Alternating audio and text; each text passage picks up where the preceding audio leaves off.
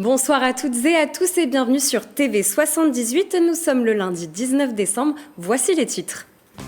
Vous étiez près de 6000 à être venus soutenir les Bleus hier au Vélodrome national de Saint-Quentin en Yvelines. Régine Rallèche revient sur ce match et vos réactions après la victoire de l'Argentine. À Mantes-la-Jolie, les jeunes du dispositif Tchèque mis en place par l'association Jeunesse sans frontières ont foulé les planches vendredi soir pour présenter leur pièce de théâtre. Au travers de cette mise en scène, le harcèlement scolaire était dénoncé. Et J-6 avant Noël, nous ferons un point sur les marchés de Noël dans les Yvelines, de quoi préparer la fête. Mais avant, jetons un œil à la météo de demain.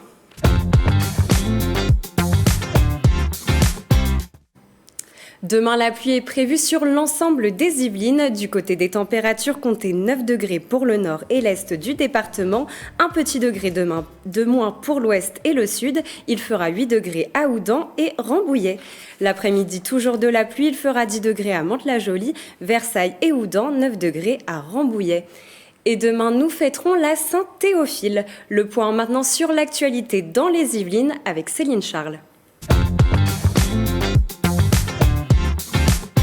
Deux policiers des Yvelines ont été retrouvés morts sur leur lieu de villégiature dans la Vienne. Un brigadier de police des Mureaux âgé d'une trentaine d'années et sa compagne, élève gardienne de la paix, âgée d'une vingtaine d'années, auraient selon les premières constatations succombé à une intoxication au monoxyde de carbone liée à un problème de chauffage. Un drame qui suscite une vive émotion au commissariat des Mureaux qui avait déjà été frappé par le deuil en 2016. Un officier de police et sa femme avaient été assassinés à leur domicile par un terroriste islamiste lors de l'attentat de Magnanville.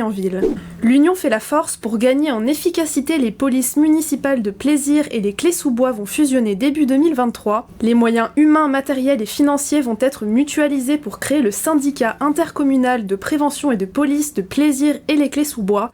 6 nouveaux agents vont être recrutés pour atteindre un effectif minimal de 30 agents. Le département des Yvelines inaugure une deuxième maison médicale départementale à Bréval. La première avait été inaugurée en octobre dernier à Maule. Cette nouvelle maison de 590 m² accueille 15 professionnels de santé dont 2 médecins généralistes. Infirmiers, diététiciens, orthophonistes, psychologues ou encore ostéopathes seront notamment présents. Objectif, regrouper l'ensemble des soins dans un lieu unique et lutter contre la désertification médicale. Le château de Thiverval-Grignon a été réquisitionné en urgence par l'État qui en est propriétaire pour héberger des sans-abri. D'une capacité de 200 places, le château est utilisé comme centre d'accueil provisoire dans le cadre du plan hivernal lancé par le ministère du Logement. Il accueille pour le moment 62 primo-arrivants ou personnes expulsées de leur logement, dont 37 enfants. Les personnes accueillies devraient rester au moins jusqu'au mois de mars prochain. Et si vous aussi vous voyez une image ou une information qui vous a marqué près de chez vous, n'hésitez pas à nous le partager sur Twitter et sur nos réseaux sociaux avec le hashtag 78news.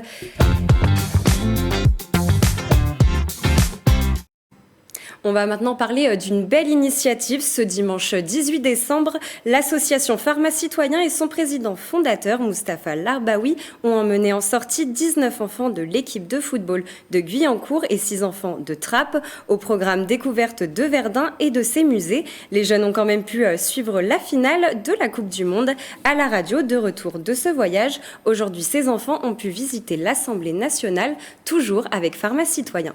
Et nous vous en parlions dans les titres. La France s'est inclinée hier face à l'Argentine à égalité 3-3. À la fin du match, c'est au tir au but que les Argentins portés par Lionel Messi se sont imposés. Oscillant entre joie et tristesse, les supporters yvelinois ont suivi ce match d'exception qui n'a cessé de jouer avec nos émotions. Le reportage de Régine Rallèche.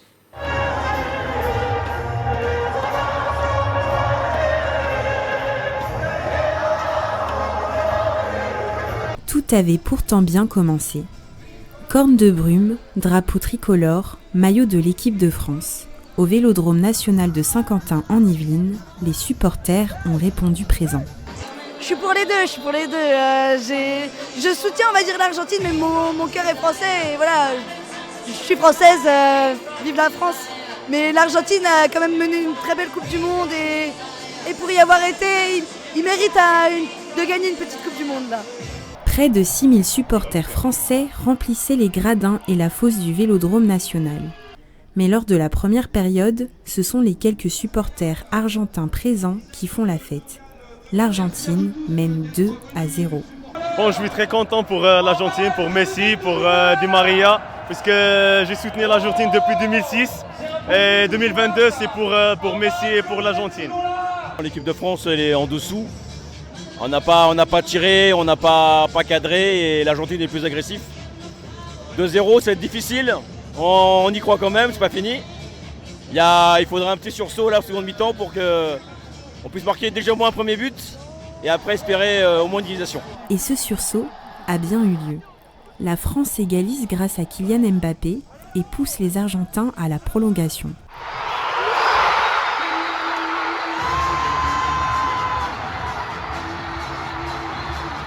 « 30 minutes de plus où aucune des deux équipes n'arrive à faire la différence.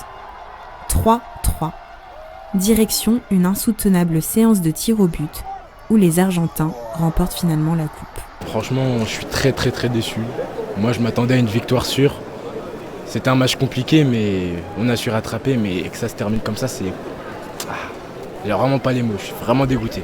Je suis totalement dégoûté. Ce match, c'était que un ascenseur émotionnel, de la joie, de la bonne humeur. On passe de la tristesse comme ça d'un coup. Franchement, j'ai rien à dire.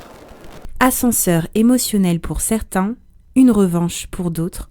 La finale de la Coupe du Monde aura fait vibrer les fans de football et restera gravée dans les mémoires.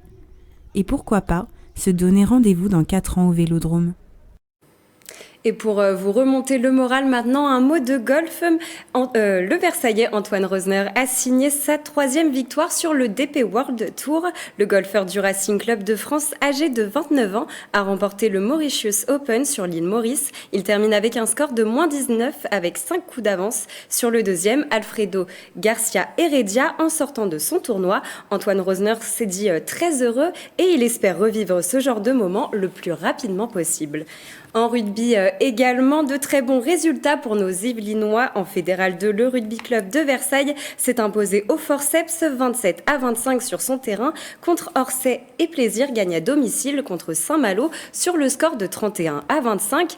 Au classement, les Versaillais sont 6e et les Plaisirois sont leaders de la poule 8. Et nous les avions suivis il y a quelques semaines lors des répétitions au centre culturel Le Chapelain de Mantes-la-Jolie. Vendredi soir était le grand soir pour les jeunes du dispositif Tiekar de l'association Jeunesse sans frontières. Les collégiens ont présenté leurs pièces au public. Nous avons assisté à la représentation. Après 2 mois de travail et de répétition, les jeunes de Mantes-la-Jolie présentaient vendredi leurs pièces de théâtre. Attends, tu rentres toute seule ? Ouais. Tu veux que je te dépose ? Non, tranquille. Sûr ? Ouais, tranquille. Ok, rentre bien ma grande. Allez, vous aussi. On y va ? Ah, et voilà ce petit micro de 6e. Devant leur famille, leurs amis et les CPE de leur collège, ils ont mis en scène une histoire autour du harcèlement scolaire d'une jeune élève de 6e. Vous faites quoi ?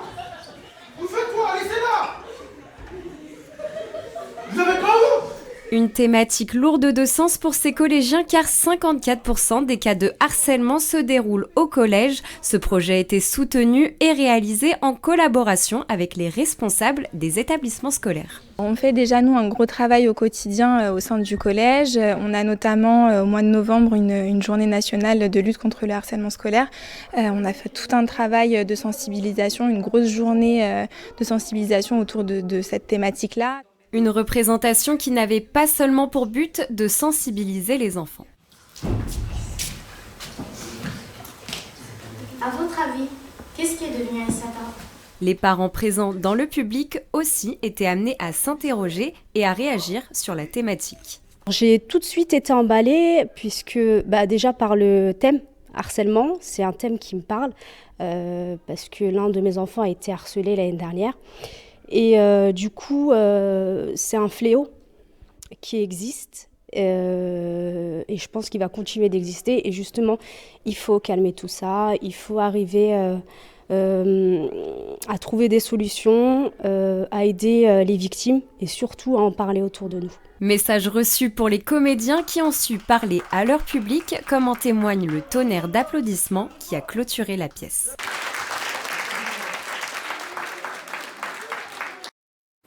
Et Noël approche à grands pas.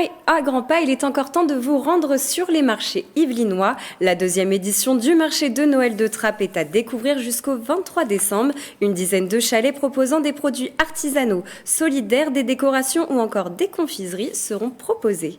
De son côté a lieu la première édition du marché de Noël à l'île de loisirs de Saint-Quentin en Yvelines. Dans l'espace événementiel à l'emplacement de l'ancienne piscine à vagues, une vingtaine d'exposants vous proposeront des produits locaux ou encore des décorations de Noël artisanales.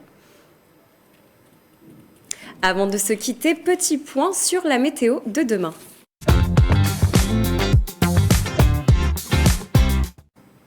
On se quitte avec un mot sur la météo. Demain, des conditions très humides. De la pluie est prévue sur l'ensemble des Yvelines. Côté température, un peu de redoux. Comptez 9 degrés pour le nord et l'est du département. Un petit degré de moins pour l'ouest et le sud. Il fera 8 degrés à Houdan et Rambouillet. L'après-midi, toujours de la pluie. Il fera 10 degrés à Mantes-la-Jolie, Versailles et Houdan. 9 degrés à Rambouillet. Et c'est la fin de cette émission. Merci pour votre fidélité. Rendez-vous demain soir pour une nouvelle émission. En attendant, je vous souhaite une très belle soirée sur TV78.